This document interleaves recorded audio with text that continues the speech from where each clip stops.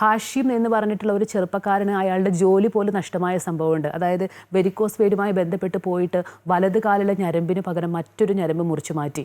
സർക്കാർ ഈ ഡ്രൈവർ തസ്തികയിൽ ബന്ധപ്പെട്ട് സർക്കാർ PSC പരീക്ഷയിലെ 17ാം റാങ്കുകാരനായിരുന്നു അയാൾ. പക്ഷേ കാലിൻ്റെ ചലനശേഷി നഷ്ടപ്പെട്ടതുകൊണ്ട് ആ ജോലി പോയി. അതേപോലെ തന്നെ അതേ ഹോസ്പിറ്റലിലെ ജീവനക്കാരനാണ് ഗിരീഷ്. ഹെർണിയ ശസ്ത്രക്രിയ നടത്തിയിട്ട് അയാളുടെ മെയിൽ ഓർഗൻ മുറിച്ചു മാറ്റേണ്ട ഒരു അവസ്ഥയുണ്ടായി.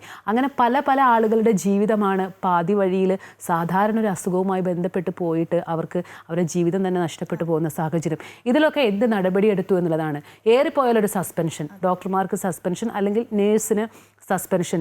ഇതിനപ്പുറത്തേക്ക് എന്ത് നടപടി ഉണ്ടാകുന്നു, അല്ലെങ്കിൽ ഇനി ഇത്തരത്തിലുള്ള നടപടികൾ ആവർത്തിക്കാതിരിക്കാനുള്ള ഒരു നടപടിയാണ്, അല്ലെങ്കിൽ എന്ത് രീതിയിലുള്ള ശിക്ഷയാണ് ആരോഗ്യവകുപ്പ് എടുത്തിട്ടുള്ളത് എന്നുള്ളതൊരു പ്രധാനപ്പെട്ട ചോദ്യമാണ്.